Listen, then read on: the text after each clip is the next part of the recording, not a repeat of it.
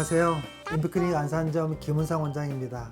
오늘 이 시간에는 궁금해하시는 다이어트 약물에 대한 거랄지 또는 비만 시술에 관련된 질문들을 모아서 제가 하나하나 뽑아서 궁금증을 해결해보는 그런 시간을 갖도록 하겠습니다. 네.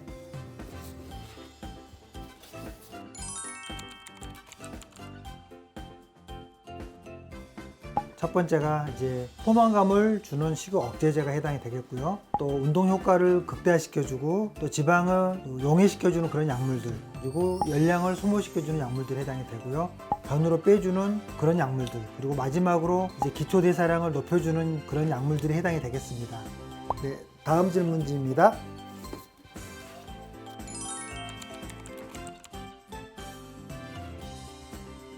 네, 다이어트 약은 이제 마약이라는 오해를 많이 하고 계시는데요.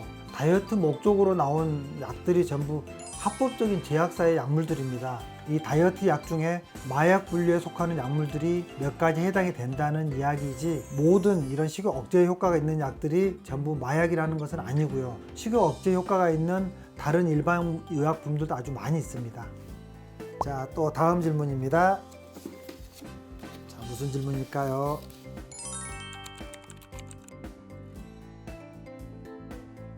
BMI, 우리가 체지방 검사라고 하잖아요. 그게 30 이상의 고도 비만이거나 또는 27 정도밖에 안 되지만 고혈압이랄지 고지혈증이랄지 또는 지방간이 있다라거나 또는 미용 목적으로 어느 이상의 반드시 체중 감량이 꼭 필요한 상황이, 그래서 이런 개인 사정에 따라서 다이어트 약물을 처방을 원하는 유형들이 참 많이 있습니다. 하지만 일단 16세 미만은 절대 안 되고요. 또 불면증이랄지 또 불안장애, 이런 정신적인 기저질환들이 다이어트 약물로 인해서 악화될 수 있는 이런 경우에 전문가의 상담이랄까 또는 진찰과 함께 불가능한 경우는 걸러내야 합니다. 네, 다음입니다.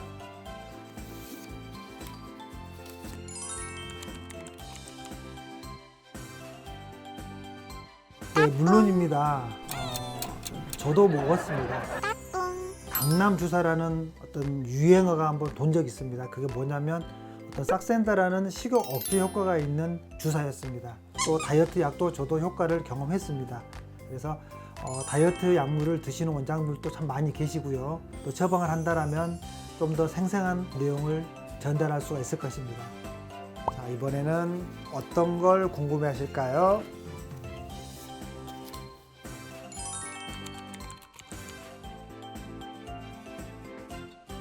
약국의 경우는 개인의 진료를 보지 않고 처방전이 없어도 판매가 가능한 약이나 또는 식품들을 이야기하는 거고요. 병원 처방약이라는 것은 개인의 상태에 대한 비만의 정도, 또 원하는 다이어트 설정 무게, 이런 것들에 대해서 진찰을 하고 처방을 하기 때문에 대중적으로 판매되는 약과는 일단 다릅니다. 왜냐하면 그건 일반 의약품이고 이건 전문 의약품이다 보니까 효능도 훨씬 높을 수밖에 없습니다. 자, 이번에는 우리 환자분들이 뭘 궁금해 하시는지 볼까요?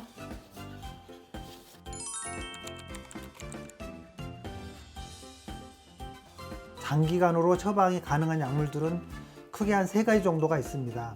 첫 번째 뭐냐면 큐시미아라는 약이에요. 큐시미아는 뭐냐면 펜터민이라는 식욕 억제 성분에다가 열 생성 효과가 뛰어난, 그러면서도 식욕 억제 효과가 좀 보조적으로 있는 토피라메이트라는 약을 2가지가 병합되어 있는 약물입니다. 현재 먹는 다이어트 약에서는 아마 가장 핫하고 넘버원으로 처방이 되는 약물입니다. 기존에 비만약을 오랫동안 드셨던 분들은 내성이 생길 수 있기 때문에 효과를 볼 수가 없다라는 그런 단점도 있습니다. 두 번째로는요, 오를리사라고 하는 기름약이라고 알려져 있는 약입니다. 고기를 먹는다거나 돈가스 같은 걸 외식을 한다거나 이럴 때 기름기가 있지 않습니까? 그럼 이 기름기를 흡수가 되지 않도록 방해를 해야 되겠죠. 그래서 약 20%에서 30%까지 내가 먹은 음식 중에 있는 기름기를 흡수를 방해하게 되면 소장에서 흡수가 안 되기 때문에 대장으로 배출이 됩니다. 그게 바로 이 기름약이라고 알려진 오를리스타트 제제입니다. 네, 세 번째로 술이나 회식을 많이 하시는 분들한테 처방을 하는 약이 있는데요. 그 약 이름이 이제 콘트라브라는 약이 있습니다. 술을 좀 덜 땡기도록 도와주는 그런 알코올 전문 병원에서 주로 많이 처방하는 약제에 해당이 되는데요. 실질적으로 제가 써보면 그닥 술을 줄여주는 효과는 많진 않아요. 약간의 메스꺼림 같은 것 이런 부작용 때문에 조금 술을 덜 먹게 된다. 그리고 식욕 억제 효과도 그렇게 뚜렷하지는 않습니다. 그래서 회식약으로 주로 간간히 도움을 주는 약으로 알려져 있을 뿐입니다. 어떤 질문일까요? 보겠습니다.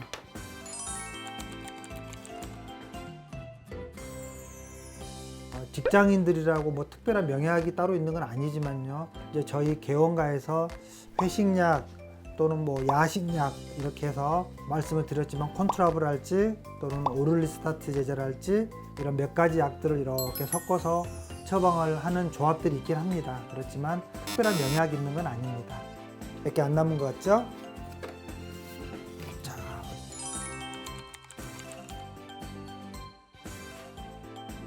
출산 후에 후유증으로 이제 산후 비만이 오게 되겠죠. 보통 3개월부터 10개월까지가 산후 비만의 황금 치료 시기입니다. 즉, 애 낳고 나서 3개월부터 1년 안에 빼지 않으면 그건 다 자살이 되는 거예요. 일단 수유중이라면 다이어트 약물은 금기입니다. 애기한테 갈 수가 있기 때문에 산후 우울증이랄지 또는 불면증이나 또는 육아 자체로 인한 스트레스 등이 너무 많은 분들이라면 조금 천천히 욕심을 좀 줄여주시는 게 더 좋을 것 같습니다. 왜냐하면 출산 후에 엄마의 그 우울감 때문에 또 갓난 애기한테도 그 감정이 전해줄 수가 있기 때문에 건강한 유아가 될 수 없기 때문입니다. 시청자분들이 이번에 다이어트 약에 대해서 어떤 걸 궁금하실까요?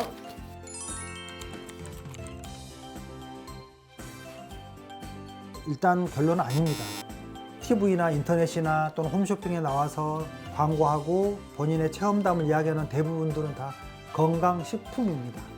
대부분이 다이어트의 보조식품에 해당된다고 보시면 되겠고요. 실질적으로 단독적으로 선전하는 그 건강식품 하나만으로 체중 감량으로 이어질 수 있는 경우는 극히 드뭅니다. 그렇다면 다 다이어트에 성공하셨게요.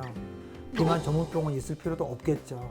건강식품들은 절식, 소식, 운동, 아주 체계적인 체형 관리 프로그램 이런 것들을 같이 병행했을 때만이 일부 가능하다라는 게 의학적인 소견입니다. 몇 개 안 남았네요. 비만이라면 무엇이든지 물어보세요. 제가 답변해 드리겠습니다.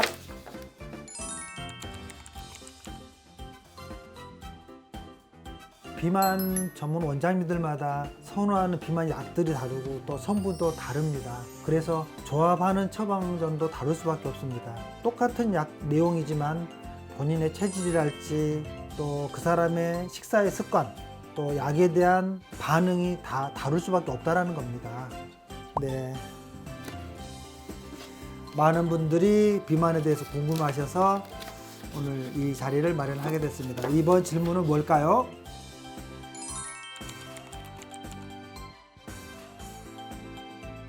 약물들은 이제 개개인의 상태 또 매일 컨디션에 따라서도 그 효과가 조금씩 다르게 나타날 수가 있습니다. 그래서 그 의료진과의 충분한 상담과 또 본인의 몸 상태에 대한 진료가 필요한 것입니다.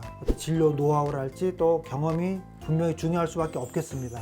비만 약 처방 또한 아무 병원에서만 처방을 받기보다는 그 비만 약물들의 부작용들과 대처할 수 있는 경험이 풍부한 그런 의사를 찾는다라는 것이 훨씬 더 중요하고요. 부작용을 낮출 수 있는 방법이 될 수 있지 않을까 생각을 해봅니다. 마지막으로 이런 궁금증을 갖고 계십니다.